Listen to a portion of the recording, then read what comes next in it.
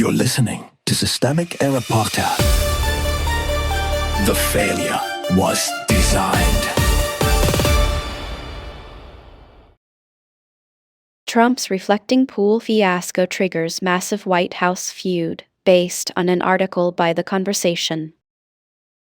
Trump's reflecting pool is a loyalty test, not a civic project. The pool was never the point. A renovation at the Lincoln Memorial reflecting pool was supposed to end with a cleaner landmark. Instead, it became another Trump-built loyalty trap, a $16 million project rushed for the nation's 250th birthday, a botched sealant job, an arrest, an indictment, and then a prosecutor forced to admit the vandalism theory did not hold up.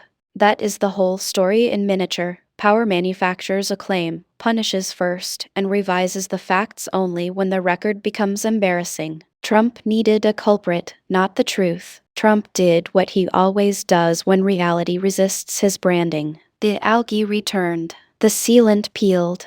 Rather than treat that as evidence of a bad installation, he blamed vandals and demanded a scapegoat. David Hearn, who put his hand into the pool and examined the peeling coating, was arrested and indicted for destruction of property. The point was never an honest inquiry into what failed. The point was to convert a visible mistake into a criminalized enemy. Pirro's retreat exposes the fraud. Jeanine Pirro, one of Trump's loyalists, initially carried the political order through the legal system. Then she moved to dismiss the charges after stating the damage came from a botched installation under deadline pressure. That reversal matters because it strips away the fantasy of neutral prosecution. The machinery did not discover the truth on its own. It stumbled into it after trying to serve a presidential narrative. Trump's rage at Pirro only confirms the arrangement. He expects prosecutors to be enforcement agents for his feelings, not officers of law.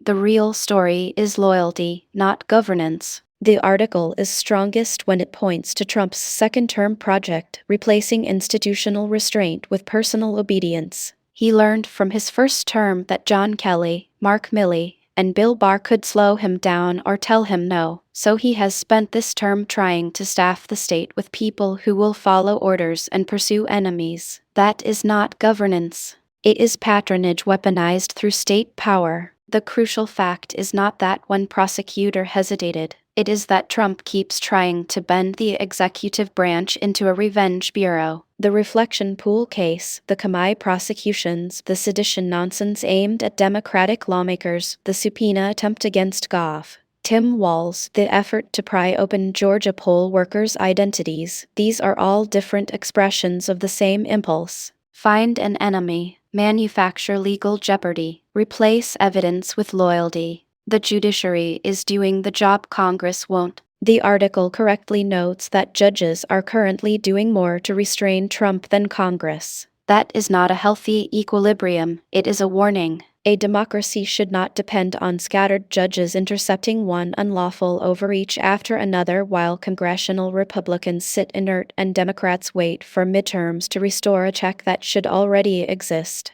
Still, the judicial pushback matters. Judges have blocked unlawful subpoenas, rejected bad appointments, and dismissed cases built on shaky or transparent political pretexts. That is what institutional resistance looks like when elected branches decline to defend their own powers. Trump calls that independence stupid. Of course he does. Independence is the obstacle between a president and arbitrary rule. The pattern behind the pool. This is not about algae, sealant, or even one prosecutor's embarrassment. It is about a governing style that treats factual failure as an offense to be punished and political opponents as evidence to be manufactured. Trump does not merely lie, he tries to institutionalize the lie, then lashes out when a court, a grand jury, or a reluctant appointee refuses to keep it alive. The pattern is simple. Power creates the story. Loyalists enforce it. The weak are punished for noticing the truth. And when the system still has enough structure left to resist, Trump calls the structure the problem.